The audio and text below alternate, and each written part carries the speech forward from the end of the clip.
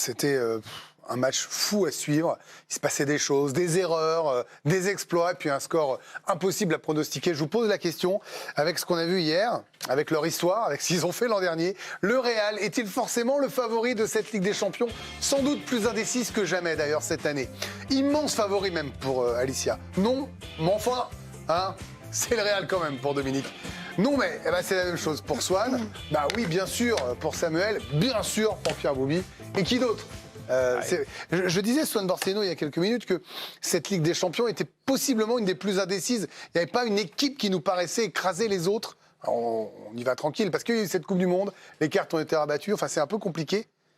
Et que le poids de l'histoire et de l'habitude de Real peuvent faire peser les choses. C'est même la raison pour laquelle je vous ai dit non mais attention au Real, c'est-à-dire que je pense qu'on ne peut pas dire que le Real est un grand favori, parce que pour moi il se dégage peut-être une classe d'écart historique ou une classe d'écart dans la compétition entre le Real et ses adversaires, mais il ne se dégage pas une classe d'écart footballistique entre le Real et certaines autres équipes. L'an dernier, tous les matchs du 8e jusqu'à la finale, ils sont battus 75% bien sûr, du temps. Et ils nous ont montré à quel point ils étaient forts là-dessus. Simplement, je vous disais juste que la raison de ma réponse, c'est que footballistiquement, je trouve qu'il y a des équipes qui pourraient peut-être mettre plus en difficulté cette équipe du Real que Liverpool hier.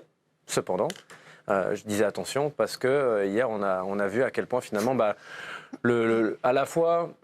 Je crois qu'on a beaucoup parlé du poids historique du Real dans cette compétition, ce qui est un facteur qu'on ne peut pas quantifier avec des stats, etc., mais qui paraît réel. Et après, en fait, on s'est rappelé qu'hier aussi, il y avait deux anciens ballons d'or dans cette équipe-là. On parle beaucoup de Benzema parce qu'on est français, mais je trouve que Luka Modric, moi, il ne cesse de m'impressionner. Il fait une deuxième mi-temps, encore aujourd'hui, à son âge, je trouve ça extraordinaire. Il y a Vinicius qui est devenu un joueur extraordinaire. Donc oui, le Real, pour moi, il faudra évidemment compter dessus jusqu'au bout. Hier, ils nous ont montré que c'était leur compétition, mais pas suffisamment pour moi pour dire que ils sont les grands favoris de la compétition.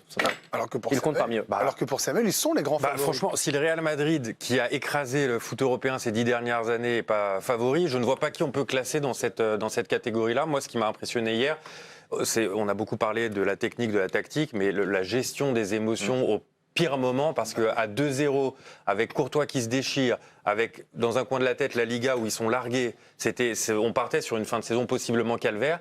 Et j'ai jamais senti de panique. Et effectivement, c'est pas quantifiable, mais ce haut niveau et cette gestion des événements au haut niveau, clairement, ça peut faire gagner des matchs et des compétitions. Et c'est la raison pour laquelle je classe largement le Real parmi la catégorie des favoris.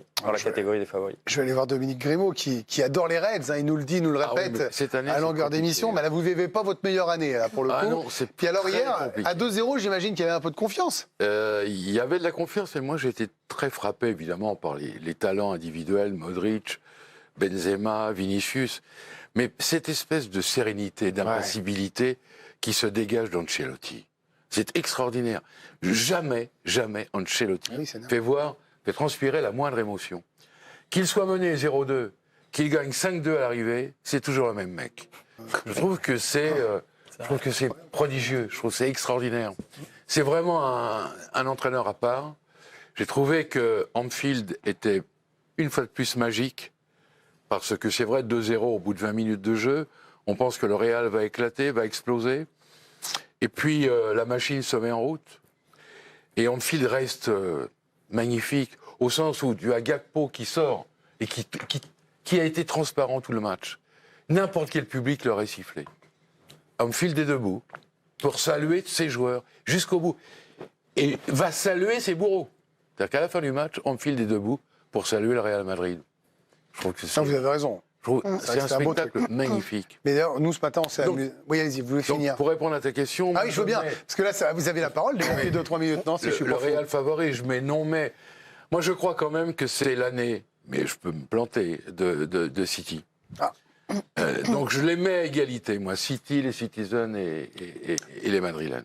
Mais d'ailleurs, il a raison, Dominique. Les bookmakers aussi mettent City favori, grand favori de cette Ligue des Champions. La victoire finale des Citizens, elle est cotée à 3, vous allez le voir. Ensuite, c'est le Bayern Munich qui arrive coté à 4,50. Les Madrilènes, eux, sont cotés à 7, tout comme le Napoli, qui a fait forte impression encore hier face à Francfort et puis depuis le début de saison. Et le PSG, vous le voyez, coté à 20, d'après les bookmakers. Il y a des petits billets à mettre quelque part, où vous voulez, mais il y a 2-3 petits billets à mettre. Allez-y, amusez-vous.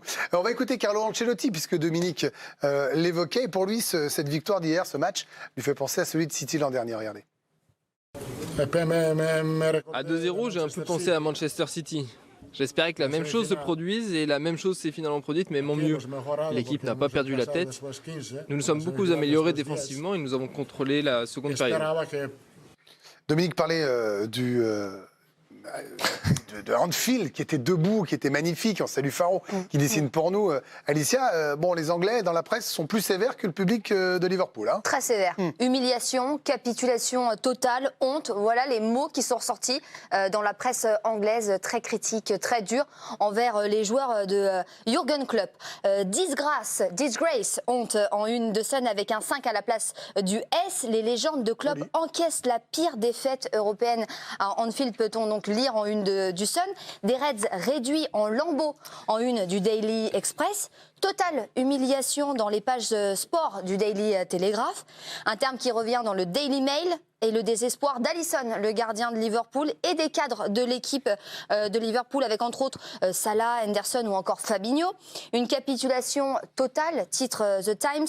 Et on termine avec la une du Mirror Sport, un Liverpool vacillant, chancelant, qui a vécu sa pire nuit européenne à Anfield hier soir. Et Jamie Carragher, ancienne légende de Liverpool, aujourd'hui consultant sur CBS, on a lui rajouté une couche, il y allait très fort. Et puis il a aussi envoyé une petite missive à un certain Virgil van Dijk.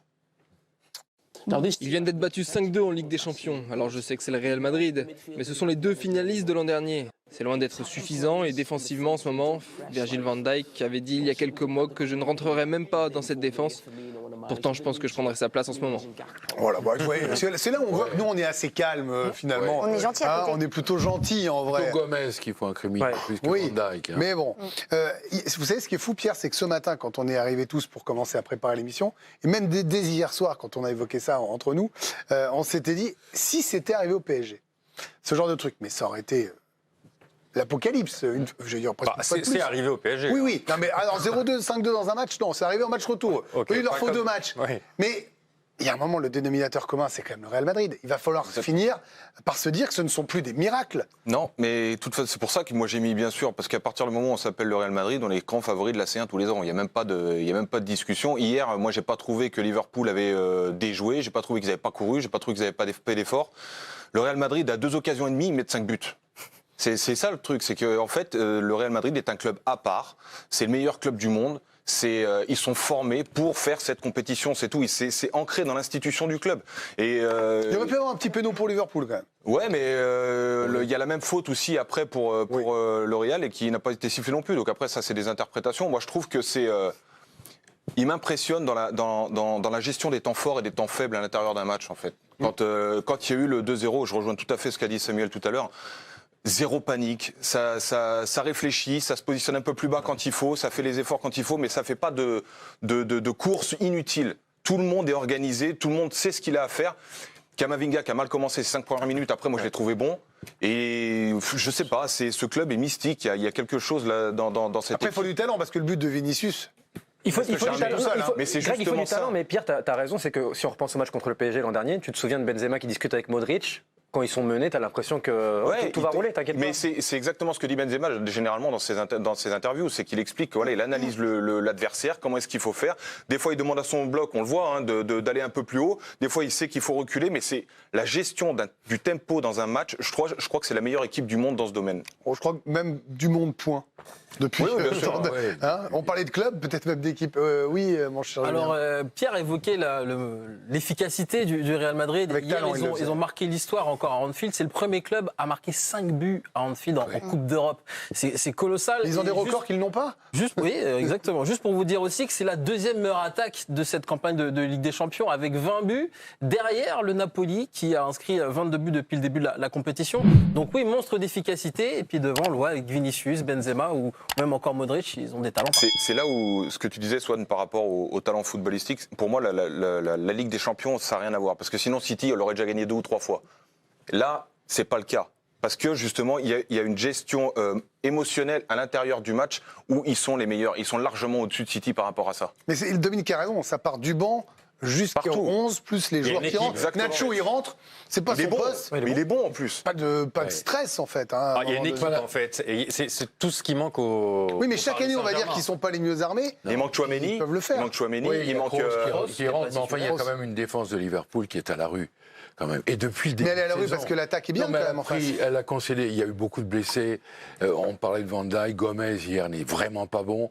Ils ont pris 3 buts, mais 5-6 fois. Oui, mais je suis d'accord avec vous, donc vous avez raison de le dire, mais l'an dernier, on nous dit, ah bah, s'il n'y a pas la boulette de Donnarumma ou la faute de Benzema, chacun interprète comme il veut, il passe pas. Puis après, quand ah bah non, ils doivent pas passer, Non. c'est à la 127. Mais il y a un moment, une fois il y a un peut-être. moment, Non, c'est mais pas le possible. but du Militao. Ils sont qui donne fantastiques. l'avantage Ce au but, Real. il est incroyable à ce niveau. Mais il est C'est un incroyable à ce scandale. niveau. C'est un scandale. Ouais, c'est un La scandale. défense des Reds, là, est complètement dépassée. Oui. C'est Mais quasiment- regardez, l'an dernier, c'est une faute professionnelle. hier sur le plateau, quand je demande les pronostics, j'en ai pas un qui m'annonce une victoire du Real. Et comment blâmer Oui. en disant les Reds fallait reviennent, m'inviter. ils ont gagné 2 matchs, le Real. Bon, J'ai annoncé la victoire du Real hier. Bon, alors je vais sur mon vous banc allez sur le moi-même. banc, Hop. s'il vous plaît, Greg. Et voilà, je suis revenu. Moi, j'avais Autant mis pour 2-1, moi. certes. Eh ben Alicia, tiens, oui. puisque vous avez toujours raison, et c'est vrai en plus, vous allez, et c'est moins drôle, nous reparler du contexte, pas sur la presse, mais ce qui s'est passé en tribune pour clore Parce ce thème. qu'effectivement, il y avait une ambiance complètement folle hier à Anfield, mais un contexte tendu, notamment au début de match où l'hymne, avant le coup d'envoi de la rencontre, a été copieusement sifflé par les supporters de Liverpool 9 mois après le fiasco de la finale de Ligue des Champions au Stade de France. C'était le 28 mai dernier. On sent que le souvenir est encore vif dans les têtes. Les supporters de Liverpool, toujours très, très remontés. On l'a à peine entendu, finalement, l'hymne de la Ligue des Champions. Et puis, on a pu aussi voir quelques banderoles dans les tribunes à l'encontre des ministres Amélie Oudéa-Castéra ou encore Gérald Darmanin. Et cette légende, menteur, pour leur déclaration après ce fiasco. Ils ont été grimés en Pinocchio. Les supporters des Reds, je vous rappelle, ils ont été longtemps mis en cause par les autorités françaises. Injustement. Ah oui. Et puis également une autre banderole affichée par les fans de Liverpool. Là, eux aussi qui sont remontés contre l'UEFA. Et les visages d'Alexander Sefrin, président de l'UEFA, et Martin Callen, haut dirigeant de l'instance européenne des supporters, donc toujours en colère, qui demandent leur démission. Surtout quand on connaît la triste histoire, malheureusement, des supporters de Liverpool, c'est bien légitime.